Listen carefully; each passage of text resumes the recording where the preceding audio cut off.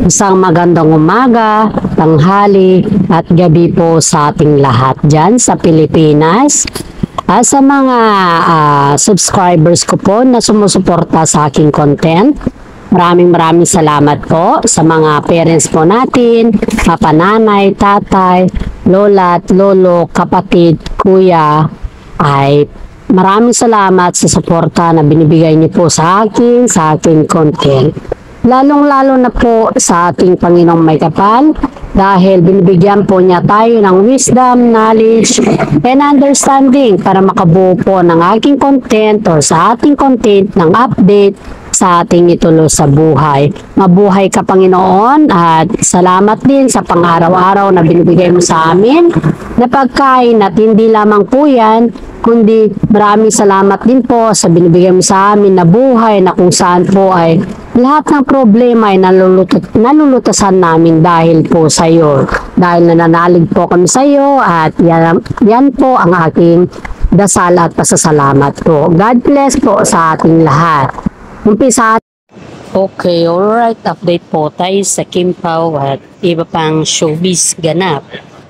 Hayon po sa aking legit na sources po ay booking na po sila Paolo Avellino at saka si Kim Chiu sa kanilang sekreto kung bakit ang dami-dami na nilang mga blessings sa ngayon.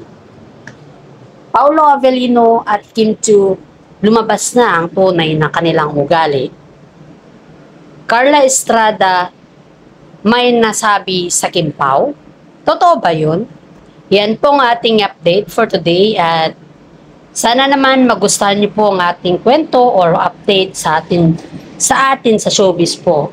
Okay, umpisahan na po natin ang magkwento sa mga istorya na kung saan about po ito sa showbiz. Kim Pao update muna po tayo. Kim Chiu at saka si Paolo Avellino po ay booking na sa kanilang mga sistema na kung saan bakit sobrang dami ng mga blessings nila sa ngayon. Hindi naman ligid sa ating kalaman kung bakit marami ang blessings ng Kim Pao dahil sila po ay napakabuting tao at alam naman po natin yan dahil sa lahat ng mga vlog ko ay sinasabi ko po na sila ay napakabuting tao dahil sila ay mapagbigay at very generous sa lahat. Kaya nga maraming mga netizen ang mahanga sa kanila tuwing sila ay very generous. At hindi lamang po yan. Sila din po ay nagbibigay aliw sa mga madlang people na kung saan ay hinahayaan na lang nila ang mga bashers na mag-bash sa kanila kahit wala na sila sa lugar. Which is ang haba talaga ng kanilang pagkaintindi sa mga fans nila, sa mga bashers nila. Kung nakakabasa po sila ng mga negatibong salita o komento patungkol sa kanila.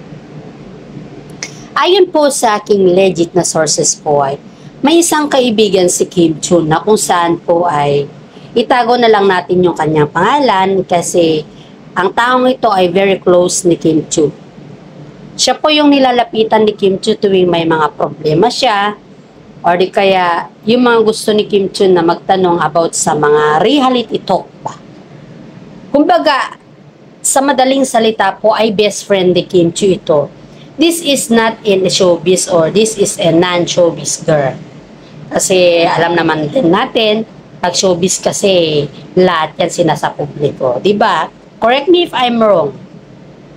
Pag naging barkada mong taga-showbiz, lahat yan lalabas at lalabas. Pero this is it. At hindi naman to lumabas, hindi naman to nag-link. Pero just for the precaution lang. Gusto lang kasi malaman ng mga netizen kung ano talaga yung sekreto ni Kim Chiu. Aside from that, pinaliwanag naman ng kaibigan niya na si Kim Chiu sa ngayon ay nagdaramdam. Kumbaga is siyempre, apektado si Kim Chiu sa mga bashers. Pero in the reality or in the show, normal lang naman na hindi niya ipakita na siya ay nagdaramdam. At hindi naman mahirap gawin yun kung sakali ba. Sa mga bashers kasi, hindi mo kasi maiiwasan na mapaisip dyan ng malalim. Kaya nga ang lakas ng mga impact ng mga bashers pagdating sa Sokmed. Dahil kahit hindi mo yan binabasa, that was released by the Sokmed at kino-content pa rin yan ng mga ibang content creator. Dahil nga para mag-leak yung mga ganyan na terms. Ayon sa aking legit na sources ay medyo may nasasaktan si Kim Chiu sa nababasa niya sa mga Sokmed dahil sobra pala yung mga bashers sa kanya. She don't even know na sa dami ng kanyang nagawa ay hindi man lang nakita ng mga tao yung mga sakripisyo niya.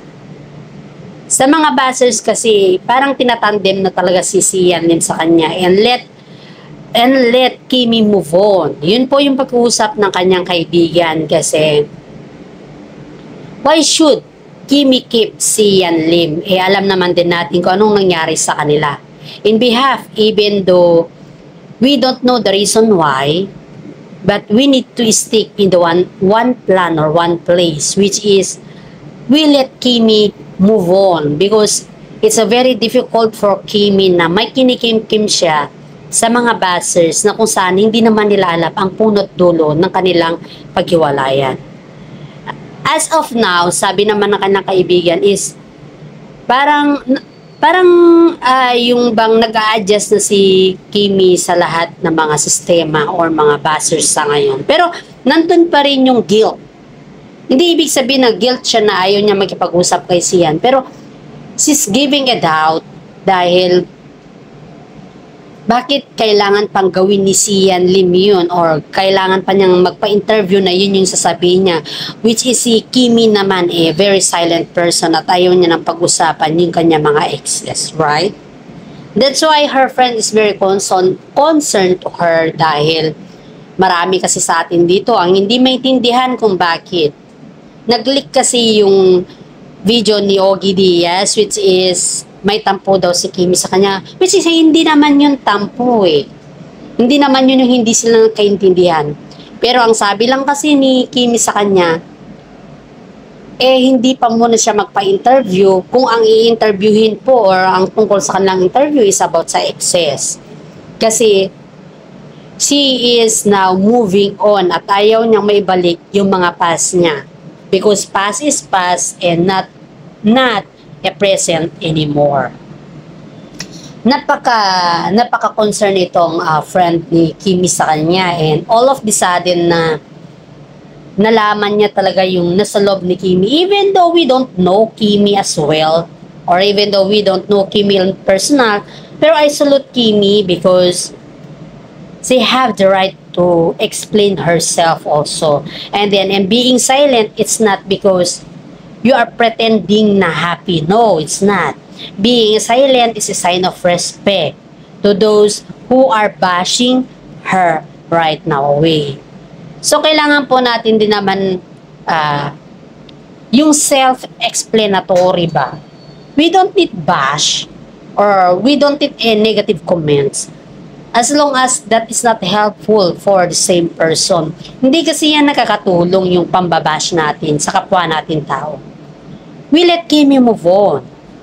That's what her friend wanted and also Kimi. Pero as of now naman, hindi naman natin kasi ma-prevent yung mga bashers kasi they have their own mindset. Hindi lang po yan. Ang gulo-gulo din kasi nila paminsan-minsan ba. Okay. After that, sana naman po, wag niyo pong kalimutan i-subscribe ang aking YouTube channel. Like at share din po. Sa malaking tulong na din po yan para sa akin. Aside from that, punta po tayo kay Carla Estrada na kung saan po ay parang may nasabi ata siya about sa Kim Pao Tambalan. Which is, kinongrats niya naman daw ang Kim Pao sa pag-umpisa na naman ng kanilang bagong movie or sa eksena kung saan is My Love is Disappear. At syempre, naging kaibigan siguro or just all, I don't know if naging kaibigan or just only for the co-showbiz. Dahil lahat naman ng pumasok sa showbiz is parang feel friendly ba? Pero wala naman akong naririnig na friend ni Kimi si Carla Estrada or friend ni Paulo si Carla Estrada in person. Siguro just only for the showbiz, and she greet them that he's saying her post na congratulations Pao for the successful movie, and then dami niya naman sinasabi doon. Pero may nagsabi kasi na parang may mga tao talaga na nagko-comment na wala namang sinabi si Carla Estrada doon na masama about sa Kim Pao. Pero may nakapag-comment kasi na na-shock daw sila bakit biglang nag-comment si Carla Estrada sa Kim Pao, which is hindi naman daw siya nagko-comment before sa mga success na movie nilang dalawa. Is it may pinapahiwati ba si Miss Carla Estrada or ano? We don't know. I don't know also as a vlogger. I don't know also. Please comment down below, and we have to analyze every sequences para naman po makapag-update po tayo kay sa mga iba't ibang bahagi or iba't ibang klase ng showbiz dito. Okay, dadako na naman po tayo sa kay Paolo Avellino na kung saan ay nanginig daw yung balahibo ni Paolo Avellino habang sila ay nagsushooting. Ang tanong, bakit siya nanginig? Bakit nanginig yung kanyang balahibo? For that is, hindi ba niya nakayanan yung eksena sa kanilang bagong movie? Or nanginig siya sa mga kilig na ginagampanan nila sa ngayon? Aside from that, I cannot judge Paolo Avellino kung alin dun ang nanginig sa kanya. Dahil nga, maraming mga netizen po ang nagsasabi na nanginginig siya dahil there is a kissing scene again there at syempre may lambingan factor dun eh. Sila na kasi at hindi lang kasi nila masabi in public kaya nagde-deny pa sila. Syempre parang awkward kasi sa kanila na sila na mag-kiss in public dahil tinatago po nila yung kanilang relasyon. That was the netizen commented in my content yesterday. Dahil nga daw sa sobrang nginig ni Paolo Avellino and the staff cut the scene. Siyempre, sa totoo lang kasi it's not awkward naman na term, pero parang there's something fishy kasi sa kanila na. At it's been normal naman sa isang tao kahit kahalubilo mo yung tao or kahit everyday mo siyang nakakasama, there always a nginig factor dyan, lalo't hindi kayo sanay sa inyong mga ginagawa at that was showing in a publicity. Comment down below nyo lang po din dyan kung ano yung mga ibig sabihin ng nginig factor ni Paolo Avellino, dahil pati ako na content creator, gusto ko din malaman at gusto ko din malaman lahat kung ano po yung mga idea natin, where in fact na I have my own idea and my own opinion, and I want also to share for you guys.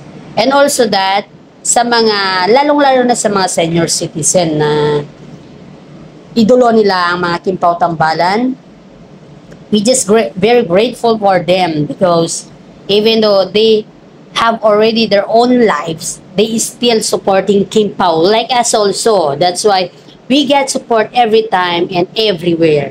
Saludo po ako sa mga ganyan na tao po. Okay, we go back to Paolo Avellino. Alam niyo po, after the taping, ayon po sa aking legit na sources po ay, si Paolo Avellino pala pag nasa camera is parang yung baga sexy siya. Pero pag off-cam na pala, yung moment nila na wala ng camera, doon mo talaga makikita yung si Paolo Avellino, kung sino si Paolo Avellino. Kaya nga yung nakikita natin pala sa camera, shiny siya dun. Very shy siya dun. Pero pag sila na pala ni Kim Chiu is smooth shy lang pala. Dahil nasanayan niya na si Kim Chiu sa lahat ng bagay. Okay. Sadako na naman po tayo sa mga ibang topic na kung saan pinalibutan talaga sila ng mga netizen ba. Spotted na naman ng Kim Pao together with friends ni Kimi na kung saan ay pumunta sila sa restaurant after the screening or after the kanilang mga teleserye ba yung shooting. Spotted sila dahil sa kasagsagan po ng schedule nila at halos hindi nata nila magawa yung lumabas na kasama yung kanilang mga kaibigan. Well, then known naman na